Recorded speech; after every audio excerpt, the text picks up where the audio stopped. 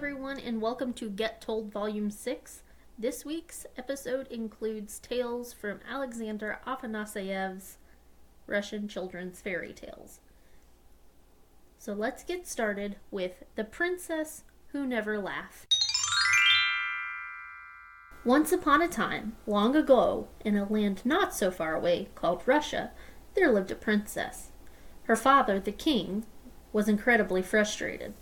His daughter had always been a serious child, and he longed to hear her laugh, but no matter what he would try, she never so much as broke into a grin, or chuckled, or made that breathy sound through her nose that parents seem to make when a child tells a joke with a particularly bad punchline. The princess grew bored with her father's efforts, and he, in turn, grew more frustrated. As the princess was soon to reach a marriageable age, the king hatched a brilliant plan. "I know," he said to himself. "If I can't get her to laugh, I will find her a husband that will. The boy who makes her laugh will become her husband." He sent messengers out to all the corners of his kingdom, and soon the word took on its own life as it passed from person to person. Many young men turned up, each eager to summon a giggle from the lips of the beautiful princess, but they were never successful. Day after day, week after week, man after man, prince after prince, and still no laughter from the princess's lips. Here, the story will take a turn that doesn't quite seem to fit, but if the listener will entertain the teller with patience, all will be revealed. Across the capital in a merchant shop, there was a humble, simple young man working hard for his master. The master was so impressed with his employee that at the end of the year, he presented him with a sack of money. "Take as much as you would like, you've earned the reward." But the young man only took one gold coin from the bag, leaving the rest behind. And as it happened, he became very thirsty and went to drink from a well, but when he lowered himself to take a sip, the coin fell from his pocket. This was the beginning of a rather comical string of bad luck for the young man. For this happened to him not once, not twice, but 3 times. But that last time, he was smart enough and remembered to catch the coin before it disappeared into the well. And so, when he retrieved his coin, the others he had lost also came back to him. He was so astonished at his change in fortune, he decided he would use his minor fortune to go and see the world. But before he could even leave the city, a small church mouse came to him. "Please, sir," he asked in a squeaky voice, "may I have some alms?" Being a kind soul, the young man gave the mouse a gold coin. The mouse was immediately followed by a beetle, who asked the same thing. The man gave the beetle a coin. And then a fish came after the beetle, and the young man gave him a gold coin. While all of this was happening, the young man hadn't realized he had stopped in a place right in view of the princess's rooms in the palace, and she stood watching him and the animals intently. He was so astonished to see the eyes of this beautiful young woman that he tripped and fell face first in the mud. Not only this, but all of the young man's new animal companions tried their best to help him right himself, and they weren't very lucky. This so tickled the princess that she laughed out loud. The sound astounded her maid, who ran to get the king. She pointed him out to the king. "There he is, father," she said. "He is the one who made me laugh." The young man was immediately brought to the castle, where he was immediately betrothed to the princess. The two got married and lived happily ever after. The end. Our next tale is The White Duck.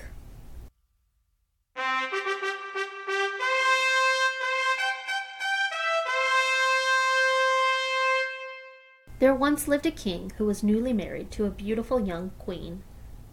Then the time came for him to see to some of his business in his kingdom, and he had to leave behind his bride.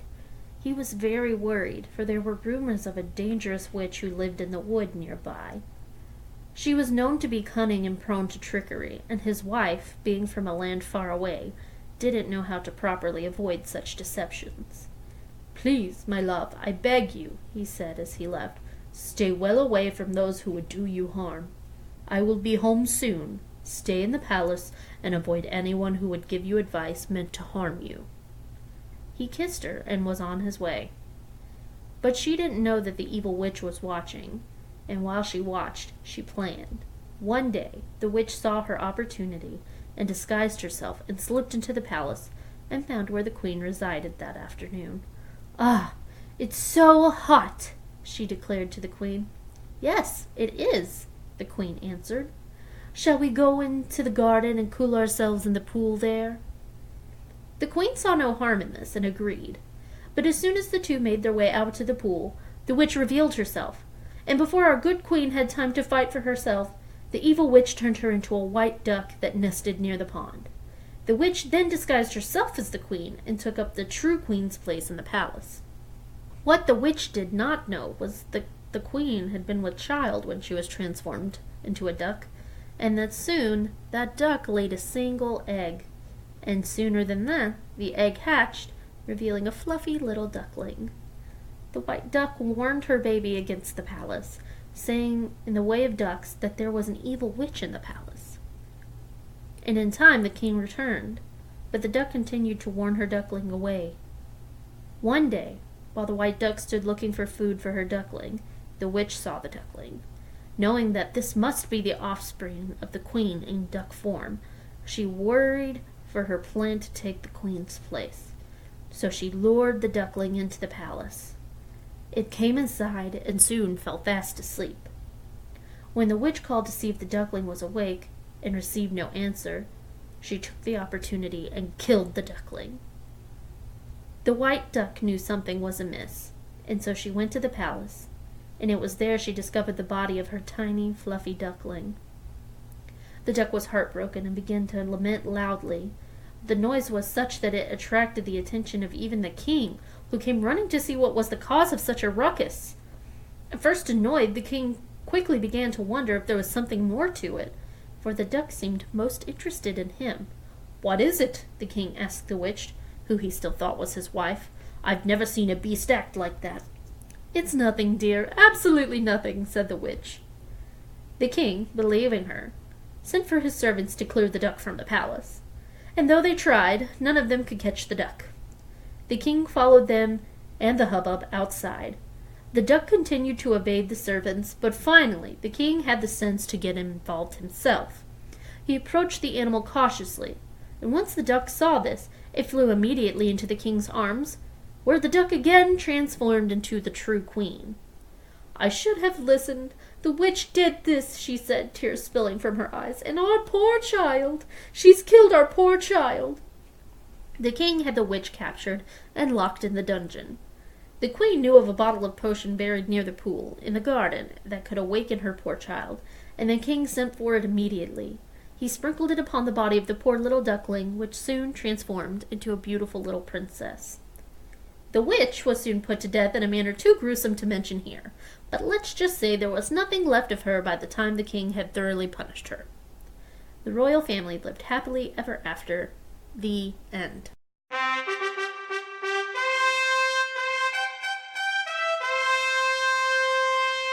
Now, our last tale is a short one, but considering it is summertime and oh so very hot outside in the great state of Florida, I thought I would throw in one about wintertime. And so, our last tale for today will be Father Frost. Once in the winter, there was a man who had a beautiful daughter. And in the manner of many other tales, the man had no wife and so decided to take a new one. And in the manner of some other tales, his new wife had a daughter of her own who was quite ugly, and she despised her husband's daughter, who was all things good and beautiful. The father was not a strong-willed man, and when the new wife asked him to take his own daughter out into the forest in the dead of winter and leave her there to die, he didn't hesitate. Despite his daughter's pleading and promises to be a better daughter, which was not possible, for she was the best of all daughters, he left her to the cold and darkness of the forest to freeze to death. But Father Frost watched all that happened in his dominion in the winter, and he determined this child was one to be protected. Even though she was sad and very much lamented her mistreatment by her family Her kind heart and gentle attitude very much pleased Father Frost, and as a reward for the merits of her character, he gave her a chest full of fine things and beautiful garments. When she thought enough time had passed, the stepmother ordered her husband back out into the wood to bury the corpse of his daughter. The man's dog went ahead and saw that the daughter was still alive. The man soon arrived and saw for himself, and not knowing what else he could do, he collected her things, and her, and headed home. The dog had mounted on ahead and announced to the family that the daughter was alive and well and looked as healthy and as happy as ever. When the father and the daughter returned, the stepmother was instantly envious of all of the treasures that Father Frost had bestowed upon her stepdaughter. Immediately, she ordered that the father take the stepdaughter back into the woods and leave her as he did with his own daughter. However, her own daughter had a spirit as cold and unforgiving as winter, and Father Frost was not taken with her attitude in the slightest. That night, he sent a chill to freeze her through, and the daughter died for her wickedness. At home, the dog told the family the outcome would not be as favorable as it had been with the first one. The wife sent her husband out to retrieve the child, but he was too late. He returned home with her poor lifeless body, and her mother wept while they buried her. The only person who ever lived happily ever after was the daughter with the kind heart, and she always found herself protected by Father Frost. The end. Well, thank you guys so much for joining me for these 3 little tales from the collection of Russian children's fairy tales. I hope you enjoyed them. You can find Get Grim on Facebook, Instagram, and Twitter at Get Grim Podcast. You can email the show with story requests at getgrimpodcast@gmail.com. And if you really, really want to keep the show going, go to Patreon and become a supporter of the show for as little as $1 a month. Anything you can give is appreciated. And I will see you guys next time for episode 22.